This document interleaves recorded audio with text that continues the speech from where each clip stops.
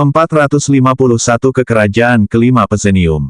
Meskipun Izroth mendapatkan banyak keuntungan dari serangan Great Sea Palace, tak diragukan lagi, salah satu hadiah terbesarnya adalah 2 poin keberuntungan tambahan yang ia peroleh.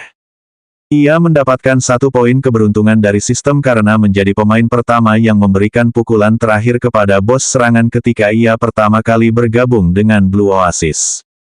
Poin lainnya adalah karena ia menjadi pemain pertama yang memberikan pukulan terakhir kepada bos serangan yang tangguh. Orang pasti tahu betapa sulitnya meningkatkan statistik keberuntungan di RML. Lagi pula, terlepas dari banyaknya pencapaiannya, keberuntungannya hanya meningkat 1 poin sebelum penyerbuan Istana Laut Besar. Namun, bahkan dengan 1 poin keberuntungan itu saja, Izroth merasakan banyak manfaat. Sekarang setelah ia memiliki 3 poin keberuntungan, siapa yang tahu pertemuan kebetulan seperti apa yang akan ia alami di masa depan. Sekitar 30 menit berlalu sebelum Izroth menerima pesan dari sistem. Izroth membuka matanya saat ia keluar dari kondisi meditasinya. Lebih tepatnya, ia sedang berlatih nyanyian jiwa untuk meningkatkan level atribut esensi jiwanya. Ia pikir begitu mencapai level 50, ia akan bisa melewati batas kemampuannya. Sayangnya, esensi jiwanya menolak untuk beranjak dari level atributnya yang 19,99. Apakah ada sesuatu yang saya abaikan? Izroth menggelengkan kepala sambil menjernihkan pikirannya. Tak ada gunanya berkutat pada masalah ini. Ia percaya selama ia terus bertahan dan tetap di jalan yang benar, jawabannya akan terungkap dengan sendirinya. Izroth memeriksa pesan yang diterimanya dari sistem dan berdiri. Dia tiba tepat waktu. Pesan itu dikirim kepada Izroth oleh Azalea Wright. Ia memberitahu Izroth bahwa ia sedang menunggu di luar. Alasan mengapa ia tidak masuk ke Istana Alam Mistis adalah karena Azalea tidak suka keramaian, dan di tempat seperti Istana Alam Mistis, hanya akan ada keramaian. Terakhir kali Azalea berada di Istana Alam Mistis, suasananya tidak seramai ini.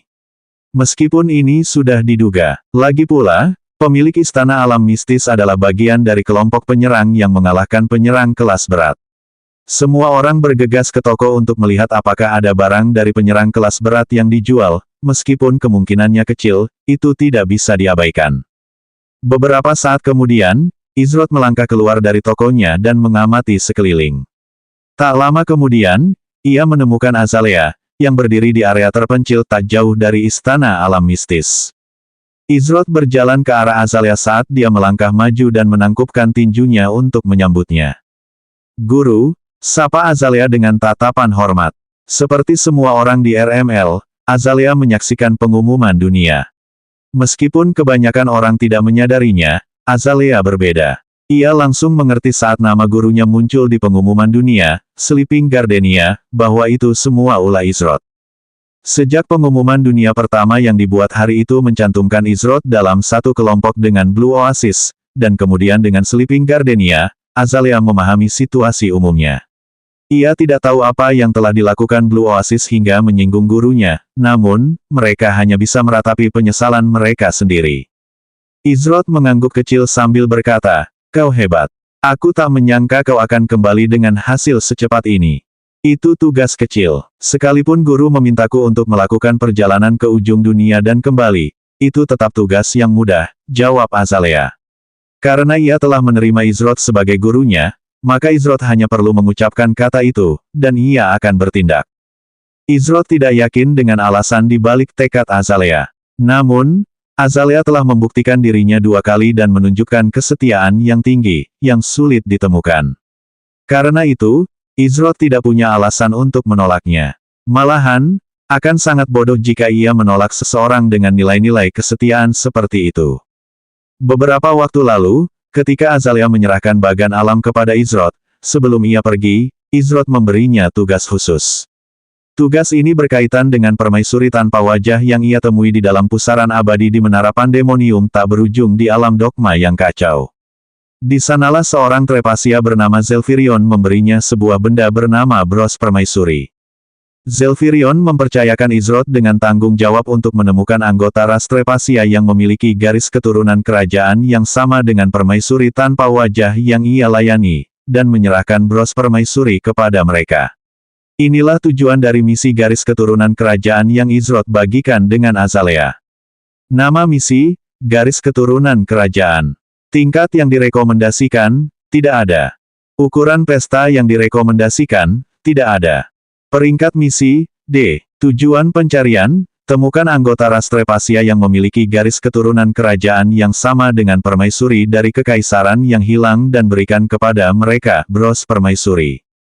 Batas waktu, tidak ada. 0/1 berikan bros permaisuri kepada anggota ras Trepasia yang memiliki garis keturunan kerajaan. Hadiah. Tanda hubung tanda tanya tanda tanya tanda tanya. Catatan khusus, misi ini dapat dibagikan hingga dengan 5 pemain lainnya. Ini milikmu, guru, kata Azalea sambil mengeluarkan kompas perak tua berkarat dan usang dari inventarisnya. Kompas isolasi itulah yang menurut Zelfirion akan memandu seseorang kemana mereka harus pergi. Kompas isolasi adalah benda misterius, karena efeknya tidak dapat dilihat melalui antarmuka sistem. Namun, nilainya tidak bisa diabaikan. Izrot menerima kompas isolasi dari Azalea saat ia mengembalikannya ke inventarisnya. Azalea tampak tidak tertarik untuk menyimpannya sendiri, terlepas dari potensi nilainya. Hal ini meningkatkan kesan Izrot terhadapnya, lagi pula, banyak yang akan tergoda jika ditempatkan di posisi serupa. Kau bilang benda itu menuntunmu ke kerajaan Pesenium kelima, kan? Tanya Izrot. Ya, kesanalah kompas isolasi menuntunku, jawab Azalea. Izrot mengerutkan kening dalam hati ketika mendengar kata-kata Azalea. Meskipun ia sudah tahu jawabannya dari pesan-pesan sebelumnya yang ia terima dari Azalea, Izrot ingin memastikannya secara langsung. Setahu saya, kerajaan Pesenium adalah tanah tandus dengan beberapa oasis tersebar yang diperebutkan setiap hari. Lingkungan seperti ini tidak cocok untuk ras Trepasia, ujar Izrot. Meskipun anggota ras Trepasia tidak terbatas pada lingkungan seperti hutan, mereka secara naluriah tertarik pada alam dan tempat-tempat dengan hutan lebat. Oleh karena itu, mustahil bagi anggota ras mereka untuk rela tinggal di tanah tandus. Trepasia ini tersembunyi dengan baik di dalam oasis rahasia. Kalau bukan karena kompas isolasi yang dipinjamkan guru itu, aku takkan pernah bisa menemukannya semudah ini, jelas Azalea.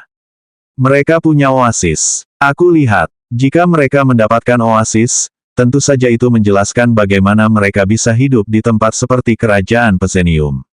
Namun, mustahil bagi Trepasia untuk memiliki kekuatan mempertahankan seluruh oasis dari orang luar atau keluarga kerajaan Pesenium. Namun, ceritanya berbeda jika oasis itu tersembunyi sebaik yang dikatakan Azalea. Kemungkinan besar, tak seorang pun di kerajaan Pesenium tahu tentang keberadaan oasis itu. Kerajaan Pesenium tak jauh dari sini. Kita tak boleh menunda keberangkatan kita. Kita akan segera pergi, kata Izrot. Baik, guru, kata Azalea dengan hormat. Izrot mulai berjalan menuju gerbang Amaharpe bersama Azalea sambil berkata, kita harus berhenti di beberapa tempat dalam perjalanan ke sana. Apakah ada sesuatu yang perlu Anda lakukan, guru? Tanya Azalea. Tidak ada yang sulit, hanya menjemput beberapa orang yang akan menemani kita ke kerajaan Pesenium, jawab Izrot. Azalea mengerutkan kening. Akan ada yang mengikuti mereka. Seolah merasakan ketidaknyamanan Azalea yang tiba-tiba, Izrot menambahkan, tidak perlu khawatir. Lagi pula, kau sudah kenal mereka berdua. Izrot dan Azalea berjalan menuju gerbang Amaharpe dan segera mencapai bagian luar kota. Sudah waktunya untuk menuju kerajaan kelima Pesenium yang netral. Sementara itu, di suatu tempat di RML, kita benar-benar berhasil mencapai bagian akhir acara lokal. Kata Phoenix dengan penuh semangat.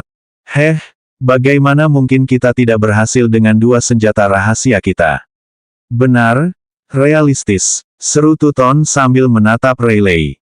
Rayleigh menggelengkan kepalanya dan menjawab dengan senyum manis, itu tidak mungkin terjadi tanpa usaha semua orang. Saat ini, Rayleigh, Phoenix, Tutons, Sui, dan Hidden Pulse berdiri di depan pintu masuk gua. Namun, mereka bukan satu-satunya kelompok di sekitar. Total, termasuk mereka, ada 10 kelompok pemain yang menunggu di pintu masuk gua.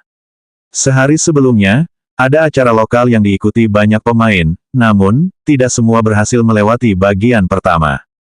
Hanya mereka yang hadir dari 10 grup yang berhasil melewati bagian pertama dan lolos ke bagian kedua. Dia terlambat. Dia datang, kan? Komentar Phoenix. Masih ada waktu tersisa sebelum bagian kedua dimulai. Selama dia ada di sini sebelum itu, kita tidak perlu khawatir. Sepertinya kekhawatiranmu hanya sesaat, Phoenix. Senjata rahasia kedua kita telah tiba, kata Tutons saat melihat seorang pemain mendekat di kejauhan. Pemain ini berambut merah terang, sepasang mata merah menyala yang menawan, tubuh berlekuk yang berbahaya, dan wajah rupawan yang akan membuat para pria ngiler. Ia adalah seorang wanita yang tampaknya berusia pertengahan 20-an dan mengenakan pakaian bergaya penyihir dengan tongkat sihir di tangannya. Seandainya Izrot ada di sini, dia pasti langsung mengenali pemain ini. Lagi pula, dulu, pemain ini pernah menemaninya ke alam Sadahi. Senang sekali kau bisa datang, Scarlet, sapa Rayleigh dengan senyum hangat di wajahnya. Realistis, semuanya. Scarlet mengangguk kecil sambil membalas sapaan. Begitu tiba di lokasi, ia langsung menarik perhatian para pemain di sekitar gua. Namun, ketika Scarlet melotot ke arah mereka, mereka langsung mengalihkan pandangan. Mereka telah melihat kekuatannya di awal acara, oleh karena itu, mereka memang ingin bermusuhan dengannya dan mengambil risiko membuat segalanya lebih rumit dari yang seharusnya. Tiba-tiba, terdengar suara tepukan keras yang menarik perhatian semua orang. Suara itu berasal dari seseorang yang berada di dekat pintu masuk gua, seorang NPC.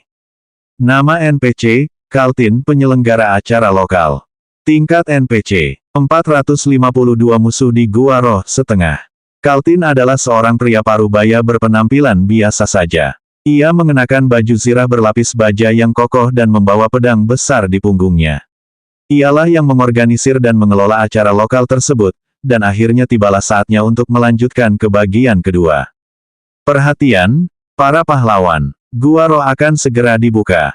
Ingat, tujuan kalian adalah mengumpulkan pecahan roh sebanyak mungkin dan menyimpannya di dalam pengumpul roh yang telah kuberikan kepada setiap kelompok. Kalian punya waktu tepat 1 jam untuk menyelesaikan tugas ini. Setelah itu, mau tidak mau, kalian akan dikeluarkan dari Gua Roh. Semoga beruntung, para pahlawan muda, seru Kaltin. Kaltin kemudian menjelaskan beberapa hal dasar tentang Gua Roh dan pecahan roh yang akan dikumpulkan para pemain. Lalu, hanya beberapa detik kemudian, semua orang di pintu masuk gua menerima peringatan sistem yang telah mereka nantikan selama ini. Peringatan sistem, Gua Roh, kini telah dibuka. Waktu tersisa, 1 jam. Begitu Gua Roh dibuka, hampir semua kelompok bergegas maju dengan kecepatan penuh. Mereka semua ingin menjadi yang pertama memasuki Gua Roh dan meraup keuntungan sebanyak-banyaknya. Namun, ada beberapa kelompok yang lebih berhati-hati dalam menghadapi hal yang tidak diketahui. Salah satunya adalah kelompok Rayleigh. Bagaimana kita harus melanjutkan? Tanya Hidden Pulse. Sama seperti biasa, Sui akan bergerak maju untuk mencari jebakan. Realistik dan aku akan memimpin di garis depan bersama Xiao Liang. Phoenix, Scarlet, dan Ayanelia akan menjadi barisan belakang kita. Sedangkan kau, aku percaya kau akan menjaga barisan belakang kita.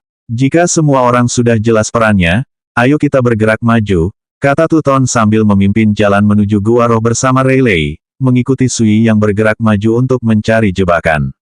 Setelah kelompok Rayleigh memasuki Gua Roh, hanya 2 kelompok yang tersisa di luar. Kita menemukan beberapa target bagus kali ini. Apa kau lihat item pada pemanggil dan penyihir itu? Itu item berkualitas langka. Sepertinya hasil buruan kita kali ini tidak akan sedikit, kata salah satu pemain, yang tampaknya adalah pemimpin kelompok pertama bernama Ultimate Image. Mereka hanya bisa menyalahkan nasib buruk mereka sendiri karena jatuh ke mata Sage Falls kita. Kita mungkin bukan lagi salah satu dari 10 guild teratas, tapi selama kita mengikuti rencana pemimpin guild, Slayer, kita akan bangkit kembali. Lalu, mereka yang berani menyinggung dan mengalahkan kita saat kita terpuruk akan mendapat balasan, terutama sindikat pemburu kepala dan pemilik istana alam mistik. Komentar pemain lain dari kelompok pertama yang bernama Tarpeak. Ayo kita ikuti mereka sebelum mereka pergi terlalu jauh. Ingat, jangan bergerak sampai aku memberi perintah.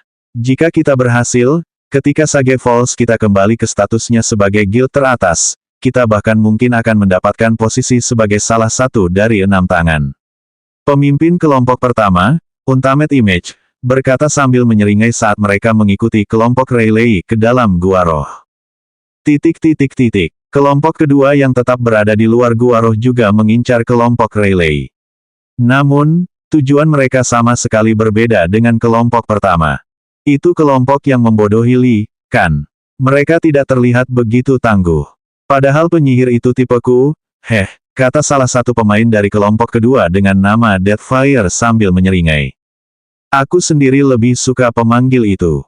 Dia seperti peri sungguhan. Bagaimana kalau kita bertaruh dan lihat siapa yang bisa mendapatkan wanitanya duluan?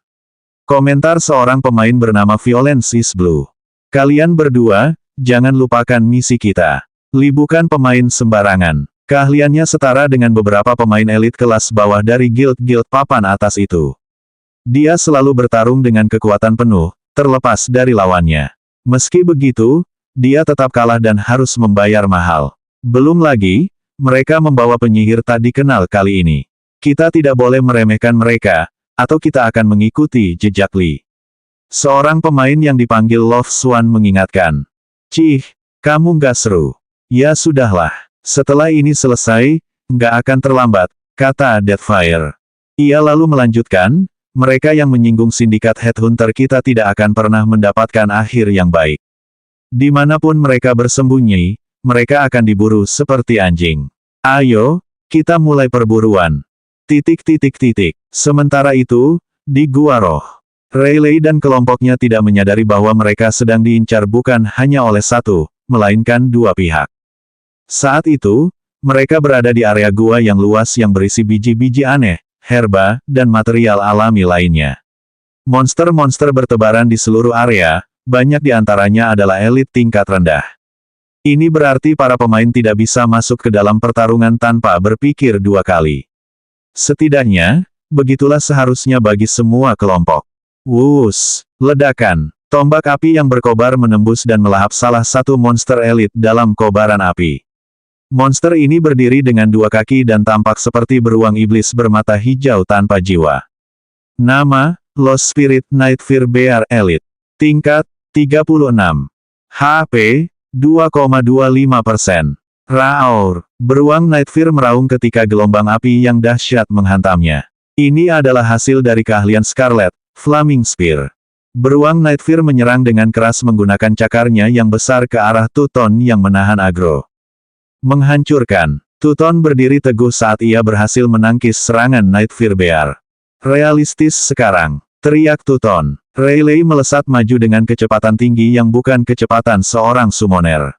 Kecepatannya bahkan lebih cepat dari sebelumnya. Namun, ini sebagian karena peningkatan kelas yang diterimanya. Dia bukan lagi seorang summoner biasa. Bang! Bola Rayleigh menghantam tubuh beruang Nightfire saat sisa HP-nya lenyap. Beberapa saat kemudian, tubuh beruang Nightfire tidak berubah menjadi partikel seperti monster pada umumnya di RML. Sebaliknya, tubuhnya runtuh sebelum membentuk pecahan cahaya seukuran jari. Saat Tutons melihat pecahan cahaya itu, dia segera mengeluarkan Spirit Collector dari inventarisnya dan mengarahkannya ke arah pecahan itu. Peringatan sistem, Anda telah mengumpulkan X1, pecahan roh agung. Senyum lebar tersungging di wajah Tuton saat ia berkata, ini pecahan roh agung. Ini setara dengan 5 pecahan roh biasa. Keberuntungan kita cukup bagus. Ada 5 kualitas Spirit Sword berbeda yang bisa dikumpulkan pemain di dalam gua. Kualitas terendah adalah Spirit Sword biasa, sementara kualitas tertinggi disebut Nature Sword. Namun, menurut Kaltin, mereka seharusnya tidak berharap mendapatkan kualitas yang lebih tinggi dari Great Spirit Sword. Jika mereka beruntung, Greater Spirit Sword bukanlah sesuatu yang mustahil. Sedangkan untuk mendapatkan Greatest Spirit Sword, atau Nature Sword, peluangnya sangat mendekati nol. Kita punya waktu lebih dari 50 menit lagi. Ayo kita masuk lebih dalam ke Gua Roh. Kalau beruntung, kita mungkin akan bertemu monster yang memberi kita Greater Sword, kata Tuton. Tidak lama setelah kelompok Rayleigh mengalahkan beruang Nightfire, mereka menuju lebih dalam ke Gua Roh. Sui, yang seharusnya mengintai di depan, tiba-tiba muncul di samping kelompok itu. Kita sedang diikuti, kata Sui dengan nada dingin. Semua orang tampak terkejut ketika mendengar kata-kata Sui. Mereka sedang diikuti. Apakah ada yang ingin meraup keuntungan dengan mengikuti mereka ke area terdalam gua roh? Jangan berhenti berjalan, semuanya. Lanjutkan saja seperti biasa, tegas Tutons. Jika ada orang yang mengikuti mereka, ia tidak ingin mereka tahu lewat tindakan mereka bahwa mereka telah ketahuan. Dia lalu bertanya pada Sui, berapa banyak? 2 kelompok. Namun, mereka tampaknya tidak bekerja sama, jawab Sui. Kemampuan deteksinya adalah yang terbaik di antara mereka yang hadir, oleh karena itu, ia jauh lebih sensitif terhadap pembuntutan daripada rekan-rekan satu kelompoknya. Tuton mengerutkan kening. Mungkinkah ini hanya kebetulan? Tidak, Sui bukan tipe orang yang membuang-buang waktu orang lain tanpa mengambil keputusan. Namun, sebagai pemimpin kelompok, ia harus memastikan mereka tidak terlalu berhati-hati. Kita akan mengambil jalan memutar kecil, kata Tuton saat dia berbelok di sudut di depan. Beberapa saat kemudian, tak lama setelah Tutons mengubah arah, kedua kelompok itu pun mengikuti arah mereka. Setelah mengulanginya 2 kali lagi, Tutons yakin bahwa mereka sedang diikuti. Apa yang mereka inginkan dari kita? Tanya Phoenix sambil mengerutkan kening. Mungkin mereka menginginkan Ayanelia. Kita serahkan saja dia kepada mereka, kata Xiao Liang dengan raut wajah licik sambil menatap Ayanelia. Ayanelia mengeluarkan suara protes terhadap saran Xiao Liang. Bagaimana mungkin kita membiarkan seseorang mengambil jalan Ayanelia kita yang berharga? Mungkin mereka malah mengincar bocah kecil ini. Phoenix mendengus sambil menatap Xiao Liang. Jika mereka datang untuk tuan muda yang terhormat ini, maka itu hanya untuk menawarkan diri sebagai pelayan tuan muda ini, kata Xiao Liang dengan nada sombong. Anak nakal ini tidak akan belajar kalau tidak kuberi pelajaran, kata Phoenix sambil menekan buku-buku jarinya ke sisi kepala Xiao Liang. Kau, nenek sihir tua, beraninya kau memperlakukan tuan muda terhormat ini seperti ini ya? Oke, aku salah, Phoenix. Maksudku Kak Phoenix. Kak Phoenix, aku salah. Teriak Xiao Liang.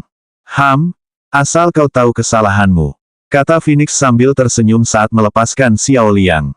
Nenek tua, ahahaha, seru Xiao Liang. Sebelum Phoenix sempat bereaksi, ia langsung berlari ke sisi Rayleigh. Ia menjulurkan lidahnya dengan nada yang menyebalkan ke arah Phoenix. Bagaimana mungkin yang satu malaikat seperti itu dan yang satunya iblis kecil? Phoenix mendesah sambil menggelengkan kepala. Xiao Liang selalu arogan dan angkuh, bahkan ketika ia berukuran tak lebih besar dari telapak tangan. Satu-satunya orang yang tampaknya ia hormati hanyalah Rayleigh. Kini setelah ia menjelma menjadi manusia, kepribadiannya berubah menjadi, tuan muda, ini, tuan muda itu. Sedangkan Ayanelia, ia sangat rendah hati, penyayang, dan terbuka kepada semua orang, sangat bertolak belakang dengan Xiao Liang. Rayleigh tidak tahu harus berbuat apa terhadap Xiao Liang. Sepertinya Xiao Liang memang tidak cocok dengan orang lain, dan ia tidak tahu mengapa. Namun, ia tetap saja memanjakannya, lagi pula, Xiao Liang sudah bersamanya sejak awal. Mereka mendekat dengan cepat, penuh niat jahat. Mereka mungkin menyadari keberadaan kita, Sui memperingatkan, membuat semua orang waspada. Kalau mereka pikir kita takut bertarung, mereka salah. Tapi, kita akan melakukannya dengan cara kita sendiri. Semuanya, dengarkan baik-baik, kata Tuton sambil menjelaskan rencananya. 453 musuh di Gua Roh 2/2. Mereka berhenti. Tanya Untamed Image ketika ia menyadari pergerakan kelompok Rayleigh tiba-tiba terhenti. Kelasnya berspesialisasi dalam keterampilan pelacakan, oleh karena itu, ia telah memantau kelompok itu dengan cermat dari kejauhan dan merasa aneh bahwa mereka berhenti. Mungkinkah mereka sedang bersiap untuk bertarung? Tanya Tarpeak. Aku tidak yakin. Tapi, kalau memang begitu, kita harus bergegas dan bersiap agar bisa memanfaatkan situasi ini. Ayo pergi. Untamed Image memberi perintah sebagai Tarpeak, dan keempat anggota Sage Falls lainnya mempercepat laju mereka. Ada kelompok lain yang sepertinya mengincar mangsa yang sama dengan kita. Apa yang harus kita lakukan? Tanya Violence is Fire sambil menyeringai. Kita lihat saja apa yang akan mereka lakukan. Kita biarkan mereka berperan sebagai jangkrik. Pada akhirnya, siapapun yang berperan sebagai Oriole lah yang akan keluar sebagai pemenang, ujar Deathfire dengan seringai ganas di wajahnya. Ia kemudian melanjutkan, kami akan menjaga jarak aman dan bergerak saat mereka tidak menduganya. Beberapa saat kemudian, Ultimate Image dan para pemain dari Sage Falls tiba di sebuah koridor sempit yang remang-remang. Di ujung koridor itu terdapat sebuah ruangan terbuka, namun, tidak seperti tempat-tempat lain, tampaknya tidak ada monster yang menjaganya. Citra liar memimpin rombongan menyusuri koridor, tetapi kerutan segera muncul di wajahnya saat ia mengerutkan kening. Entah mengapa, ada sesuatu yang terasa aneh baginya. Namun, sebelum ia sempat menjelaskannya, Citra liar merasakan tanah di bawah kakinya menjadi agak licin, yang membuatnya kehilangan keseimbangan. Ia berhasil menyeimbangkan diri sambil melihat ke bawah untuk melihat apa yang hampir membuatnya jatuh. Namun, matanya terbelalak begitu ia menyadari apa itu. Minyak. Ultimate Image memperingatkan. Tapi dia terlambat. Wuss. Sebuah belati kecil yang diselimuti api melesat ke arah kelompok Sage Falls. Begitu belati itu menyentuh minyak di tanah, seluruh koridor bergetar hebat. Belati itu meletus menjadi lautan api dan asap. Ledakan. Hal ini menyebabkan pemain dari Sage Falls menjadi bingung sesaat dan menghalangi penglihatan mereka. Saya tidak bisa melihat. Ini Dot. Cepat sembuh. Jangan panik. Jalan kembali terhalang oleh terlalu banyak api. Lari menuju celah di depan. Perintah Ultimate Image. Meskipun kerusakan yang mereka terima dari ledakan awal tidak terlalu besar, kerusakan yang ditimbulkan oleh api dari waktu ke waktu bukanlah sesuatu yang dapat mereka tanggung dalam jangka waktu yang lama. Jika mereka mencoba kembali melewati lautan api yang menderu di belakang mereka, bahkan jika satu atau dua dari mereka selamat, mereka yang kesehatannya lebih rendah tidak akan mampu bertahan. Oleh karena itu, mereka tidak punya pilihan selain maju. Ultimate Image dan kelompoknya melesat maju sementara penyembuh mereka berusaha mengatasi kerusakan yang diakibatkan oleh kobaran api. Ultimate Image, Tarpeak, dan yang lainnya dari Sage Falls berhasil mencapai ruang terbuka tanpa kehilangan satupun. Namun, tepat saat penyembuh mereka melangkah masuk, dua bayangan menyerbu keluar. Itu penyergapan. Dua belati menusuk tajam sang penyembuh, yang HP-nya sudah menipis saat tubuhnya berubah menjadi partikel dan melayang pergi. Dalam sekejap mata, kelompok Sage Falls telah kehilangan penyembuh mereka. Sui dan Hidden Pulse segera mundur tepat sebelum dua pedang menghantam mereka. Begitu meninggalkan jangkauan serangan, mereka kembali ke mode siluman dan menghilang dari pandangan. Ultimate Image hendak memberi perintah ketika ia mendapati gerakannya terkekang. Apa yang terjadi? Kenapa ia tak bisa bergerak? Padahal ia bukan satu-satunya yang mengalami hal ini. Yang lain dari Sage Falls juga terkekang. Skill Trapworking Sui telah berevolusi ke level yang lebih tinggi. Ia kini bisa memasang dan mengaktifkan beberapa jebakan dari jarak jauh. Artinya, selama pemain berada di dekatnya, mereka tidak akan bisa lolos dari jebakannya. Kerja bagus, Sui, Hidden Pulse.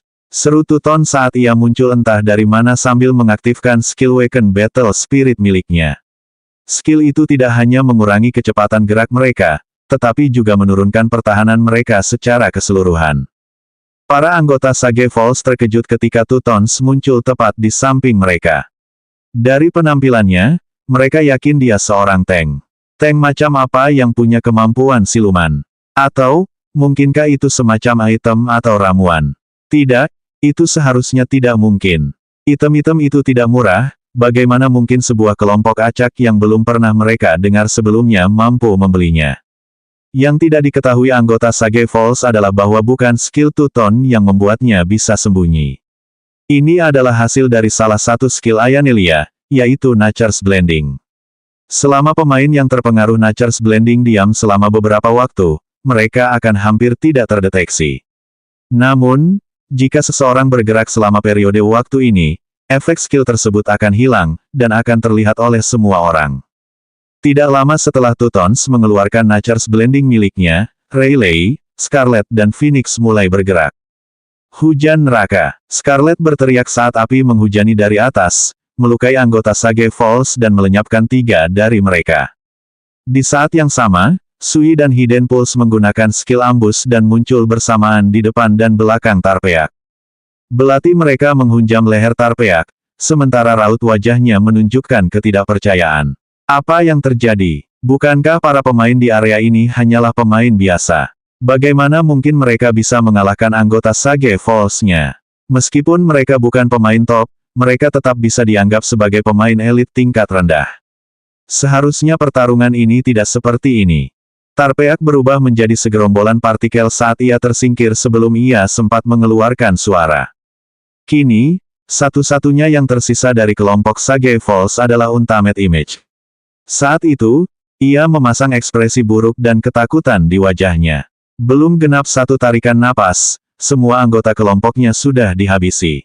Xiao Liang, panggil Rayleigh. Tunggu, aku Ang. Ultimate Image ingin memanfaatkan statusnya sebagai anggota Sage Falls untuk menakut-nakuti kelompok Rayleigh. Sayangnya, mereka tidak menunggunya menyelesaikan kalimatnya. Wuss! Sesaat setelah Rayleigh berseru, kilatan kabur berwarna ungu dan biru melesat ke depan, meninggalkan jejak api yang membakar kemanapun ia lewat. Kilatan kabur ini menghantam Ultimate Image, memaksanya jatuh dan membuatnya terpental mundur hingga jatuh ke tanah. Bang! Efek jebakan itu memudar, dan citra liar akhirnya kembali bergerak. Ia tak lagi berpikir untuk mencoba berunding dengan para pemain gila ini. Sekarang, satu-satunya yang ada di pikirannya adalah melarikan diri dari tempat kematian ini. Namun, tepat saat ia hendak bangkit dari tanah, ia merasakan tekanan luar biasa yang menghancurkan seluruh tubuhnya, menyebabkan tanah di bawahnya hancur dan retak. Siapa yang memberimu izin untuk berdiri di hadapan tuan muda yang terhormat ini? Sosok kabur berwarna ungu dan biru itu tampak jelas dan memperlihatkan Xiao Liang, yang kakinya menekan wajah Ultimate Image, membuatnya tak bisa bergerak. Xiao Liang tampak berbeda dari biasanya. Salah satu matanya kehilangan pupil dan berubah menjadi warna keemasan. Ada ekor bersisik biru keunguan yang tumbuh dari punggung bawahnya, sepanjang 1 meter. Sisik-sisik berwarna sama muncul di sisi wajah, leher, lengan, tangan, dan kakinya. Kukunya menjadi tajam hingga menyerupai cakar, dan aura yang mendominasi menyelimutinya. Xiao Liang memberikan tekanan lebih besar pada kakinya saat Ultimate Image-nya dihancurkan tanpa ampun. Citra liar hancur berkeping-keping. Sama seperti anggota kelompoknya, ia menemui ajal yang cepat dan tragis. Tuton tersenyum sambil menganggukkan kepala melihat hasilnya. Semuanya berjalan lebih lancar dari yang ia perkirakan. Memiliki penyihir kuat sebagai anggota tim mereka sangat membantu. Ayo kita ambil perlengkapan yang mereka jatuhkan. Kalau tidak ada yang berguna, kita jual saja dan bagi emasnya. Kita harus bersiap untuk kelompok berikutnya yang datang, ujar Tutons. Tiba-tiba, Xiao Liang melesat maju dengan kecepatan tinggi dan meraih udara. Heh, dasar anak kecil. Kau pikir kau bisa memata-matai tuan muda ini? Kata Xiao Liang sambil membuka telapak tangannya, memperlihatkan seekor kupu-kupu kecil. Mata-mata, kelompok Rayleigh terkejut dengan gerakan tiba-tiba Xiao Liang, padahal semua orang sudah diurus, namun, sepertinya dia telah mengungkap sesuatu. Sui berjalan mendekat dan langsung mengerutkan kening saat melihat kupu-kupu di telapak tangan Xiao Liang. Itu pemanggilan tingkat rendah yang disebut mata orang lain. Jika ini sudah ada di sini sejak pertarungan dimulai, berarti kelompok lain tahu semua yang baru saja terjadi. Penyergapan yang sama tidak akan berhasil, kata Sui. Xiao Liang mengepalkan tinjunya dan menghancurkan pemanggilan kupu-kupu saat ia kembali ke keadaan normalnya. Tuton memiliki ekspresi berpikir di wajahnya setelah mendengarkan Sui. Baiklah, untuk saat ini, kita akan tetap waspada. Kita masih harus mengurus acaranya sebelum batas waktu habis. Lagi pula, setelah melihat apa yang baru saja terjadi, aku tidak akan terkejut kalau mereka sudah membatalkan serangan mereka, komentar Tutons. Rayleigh dan kelompoknya mengumpulkan jarahan yang dijatuhkan oleh pemain yang menyergap mereka dan melanjutkan rencana awal mereka untuk menjelajah lebih dalam ke Gua Roh. Saat mata yang lain hancur, Love Swan tersentak sedikit saat bola penglihatan di tangannya terpecah menjadi beberapa bagian. Sepertinya kita masih meremehkan mereka. Kita butuh cadangan untuk memastikan kerugian kita minimal, komentar Love Swan. Pertarungan itu benar-benar berat sebelah.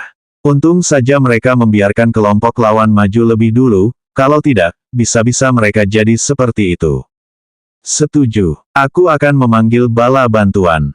Sementara itu, kita akan mundur, membersihkan area ini, dan menunggu bala bantuan, ujar Deathfire dengan ekspresi cemas. Sementara itu, di suatu tempat di RML, Izroth dan Azalea mencapai perbatasan kerajaan kelima Pezenium, namun, mereka tidak sendirian. Ada dua orang lain bersama mereka.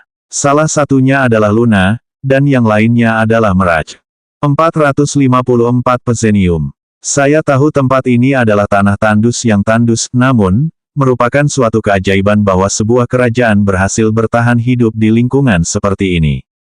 Ketika Izroth pertama kali mencapai perbatasan kerajaan Pezenium, ia disambut oleh pemandangan lautan pasir yang seakan tak berujung dan terus bergeser. Sejauh mata memandang, tak ada sumber air, udara kering, dan gelombang panas yang dihasilkan oleh terik matahari terasa menyengat. Saat Izroth, Luna, Mirage, dan Azalea melintasi perbatasan ke kerajaan Pezenium, mereka menerima beberapa peringatan dari sistem. Peringatan sistem, Anda telah memasuki kerajaan kelima, Pezenium.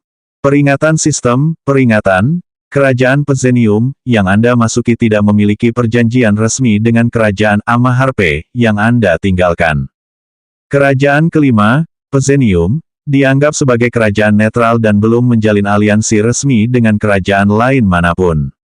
Oleh karena itu, banyak spekulasi mengenai pihak mana yang akan didukung Pezenium dalam perang yang akan datang. Lagi pula, mengingat apa yang dipertaruhkan, mustahil bagi kerajaan manapun untuk berdiam diri. Izroth dan rombongannya menjelajahi gurun Pezenium yang terbuka. Jika semua orang belum mengonsumsi pil mata air samudera dan mendapatkan pasif peremajaan samudera, kelelahan mereka pasti akan cepat habis karena perjalanan di lingkungan yang tidak bersahabat seperti itu. Setelah menempuh perjalanan hampir 20 menit, mereka masih belum menemukan satu desa pun atau oasis.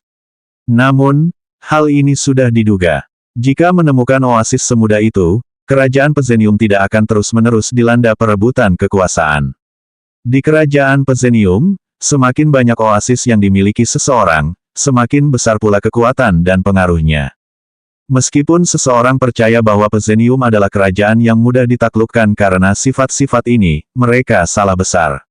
Perebutan oasis yang berkelanjutan telah melahirkan negeri para pejuang dan petarung berpengalaman. Dibandingkan dengan kerajaan lain, dalam hal kekuatan rata-rata per penduduk, Pezenium tak tertandingi. Panas sekali. Apa ini benar-benar kerajaan? Lagi pula, kenapa misi peringkat D lokasinya begitu jauh? Mirage mengerutkan kening. Ia merasa kalau terus begini, ia akan meleleh di bawah terik matahari sebelum sampai di tujuan. Kalau tahu akan begini, ia pasti akan berpikir dua kali sebelum menerima kemurahan hatinya. Setelah pengumuman dunia kemarin, Mirage praktis mengirimi Izroth pesan spam tentang tidak mengundangnya dalam petualangan hebat seperti itu.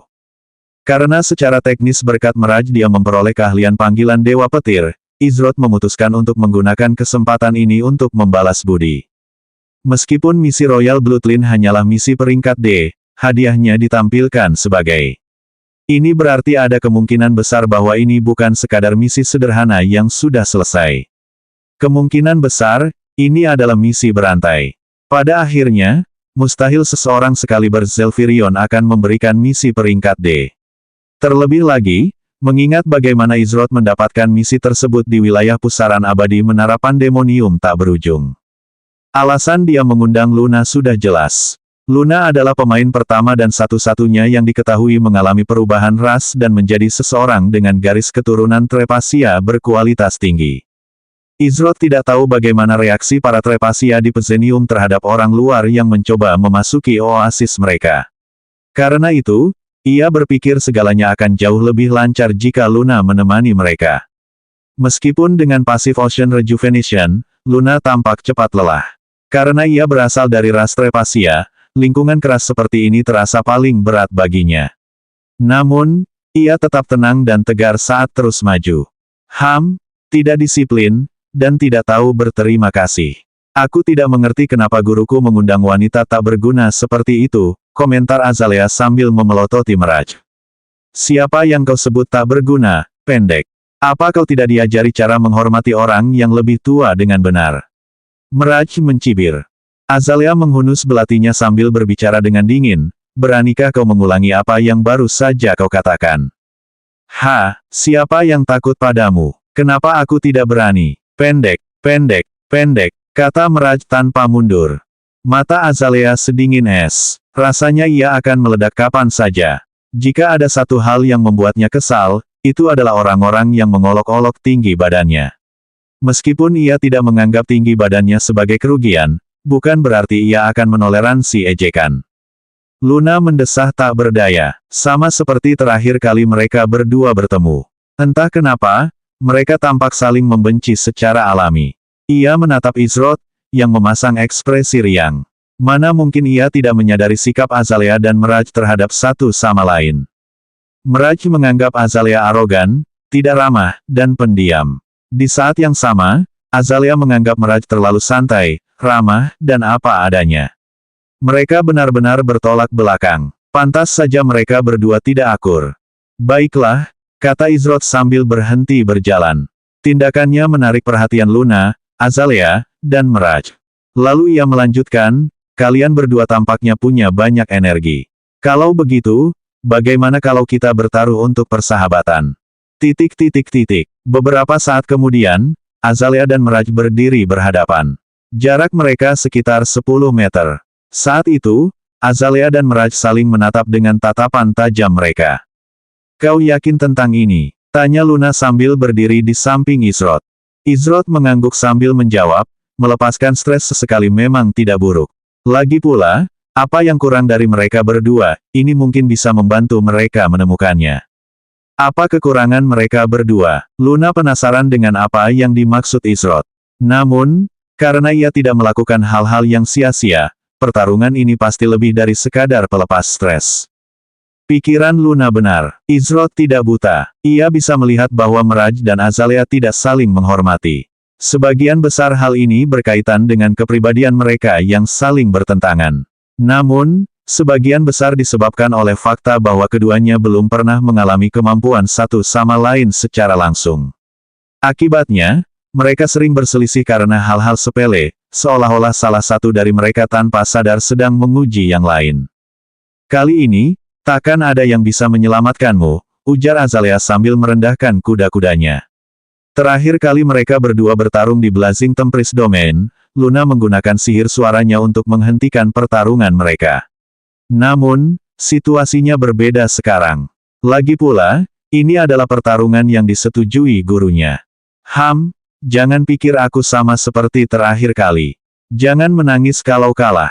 Miraj merengut sambil memasang kuda-kuda tempur.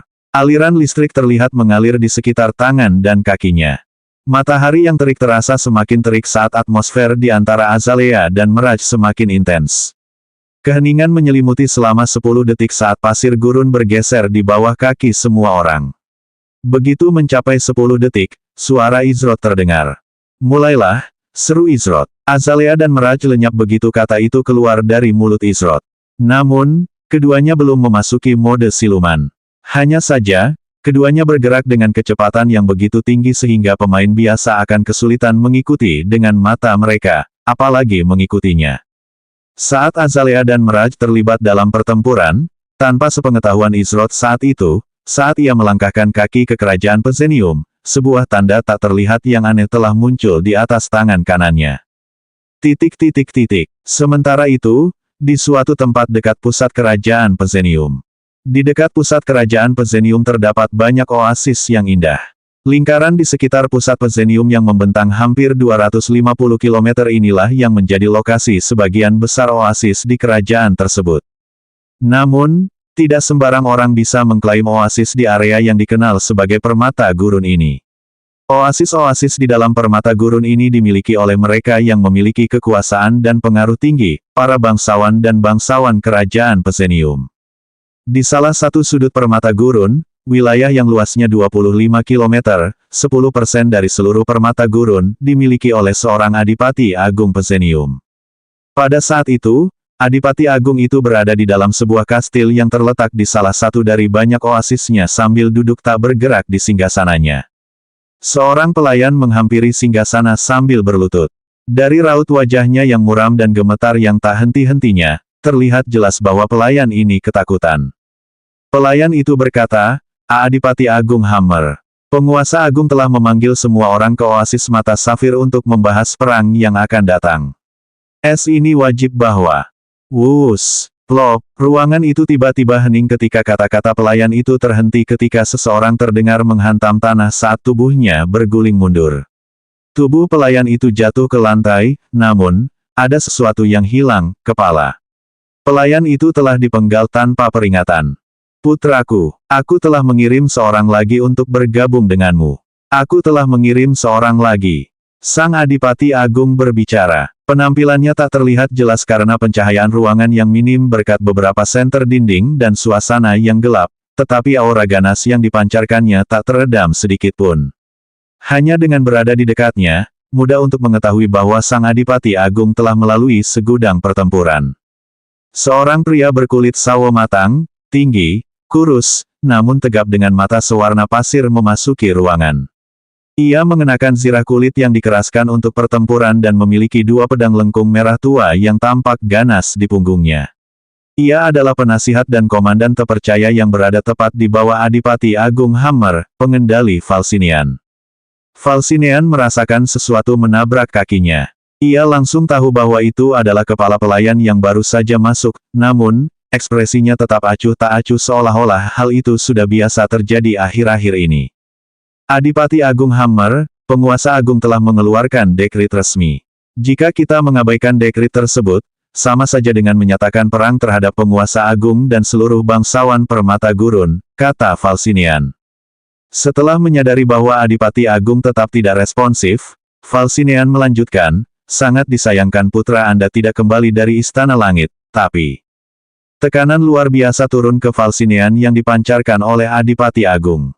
Falsinian, jika kau tidak melayaniku dengan baik selama ini, nasibmu akan sama seperti pelayan itu.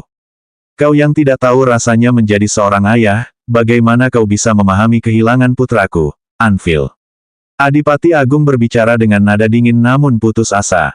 455 Oasis berkerudung milenial. Di Istana Langit Master Zushuatri, Izrot bertemu dengan seseorang yang bernama Akshaker Anvil.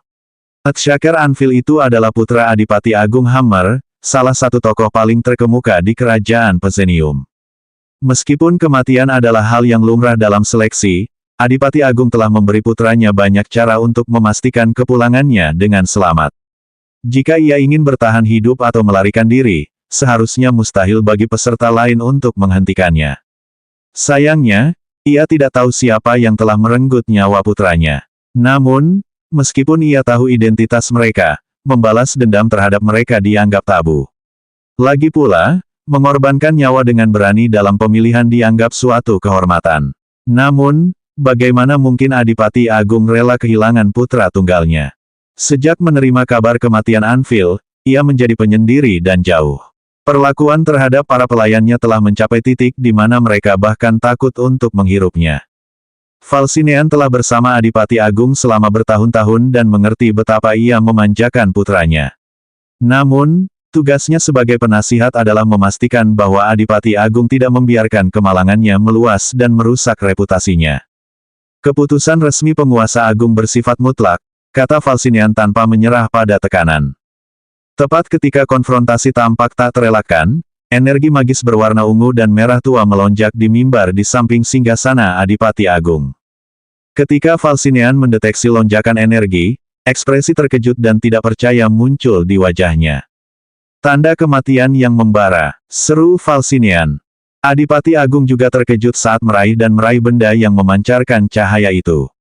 Benda itu adalah batu permata ember dengan simbol dan matriks magis yang rumit terukir di dalamnya. Ketika Adipati Agung memegang batu permata ember itu ke tangannya, cahayanya meredup, namun, masih ada aura magis yang kuat yang bersemayam di dalam batu permata itu.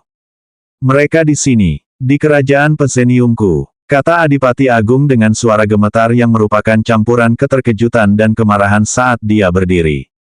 Dia kemudian melanjutkan dengan sikap tenang yang menakutkan, pengendali Falsinian, aku akan menjawab panggilan penguasa agung.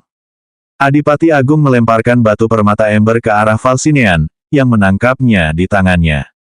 Aku tak peduli meski itu tabu. Karena mereka berani membunuh putraku, mereka akan bergabung dengannya di alam baka. Kau akan membawakan kepala mereka kepadaku, kata Adipati Agung dengan suara penuh wibawa. Falsinean berdiri tegak dan mengepalkan tangan kirinya sebelum menghantamkannya langsung ke tengah dadanya. Pengendali Falsinean telah menerima perintah dari Adipati Agung. Jawab Falsinean. Ia berbalik hendak meninggalkan ruangan, tetapi Adipati Agung menghentikannya di saat-saat terakhir. Tunggu, kau akan membawa Sunstorm Walkers bersamamu, kata Adipati Agung. Falsinean mengerutkan kening saat menjawab, dengan segala hormat, Adipati Agung, saya lebih dari mampu menangani situasi ini sendirian. Pengendali Falsinean, ini bukan saran, ini perintah. Kau meremehkan mereka yang lolos seleksi. Aku tidak akan membiarkan mereka lolos sedikit pun. Jika kau tidak bisa kembali dengan kepala mereka, jangan repot-repot kembali sama sekali, tegas Adipati Agung. Meskipun Falsinean enggan, dia tidak punya pilihan selain mengikuti perintah Adipati Agung. Saya mengerti, kata Falsinean sebelum memberi hormat sekali lagi dan pamit.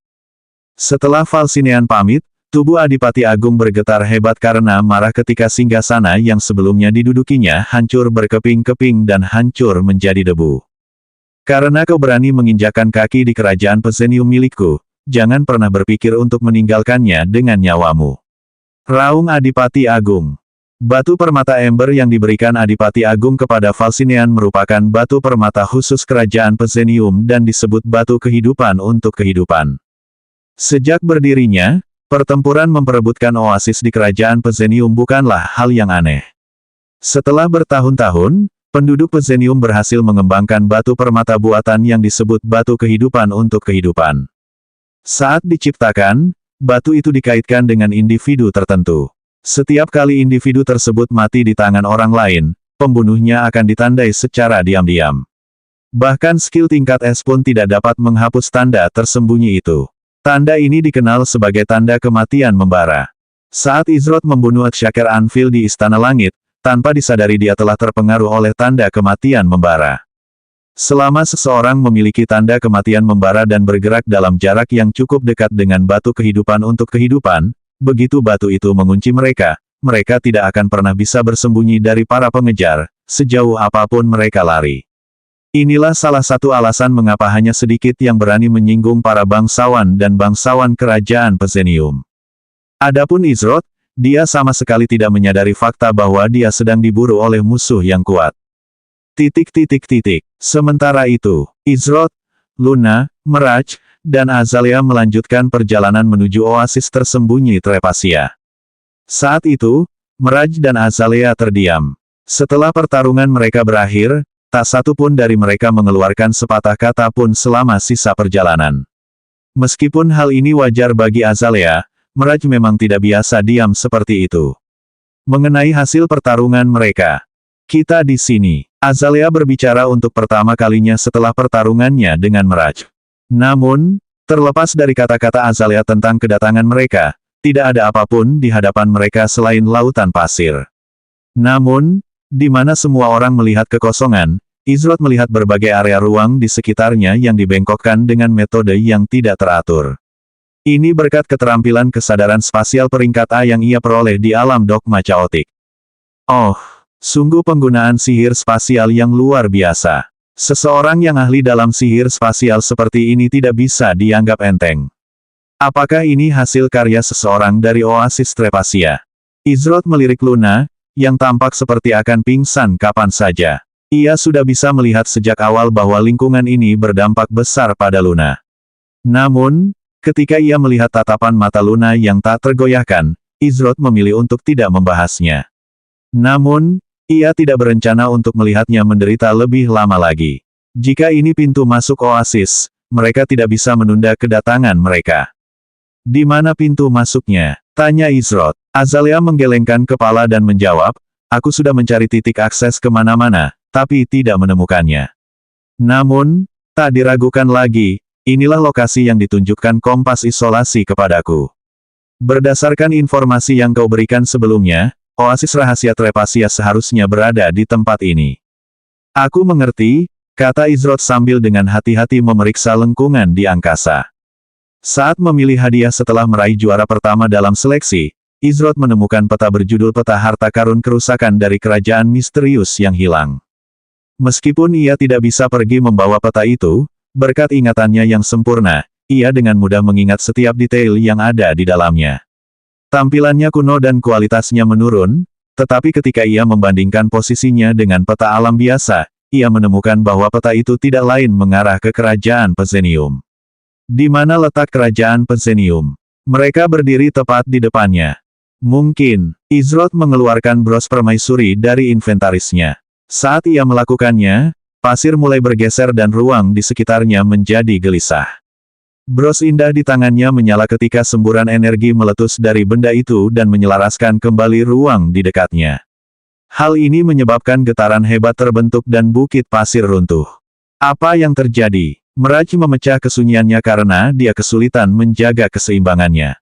Tak lama setelah Miraj berbicara, ruang di depan pesta itu retak bagai kaca cermin.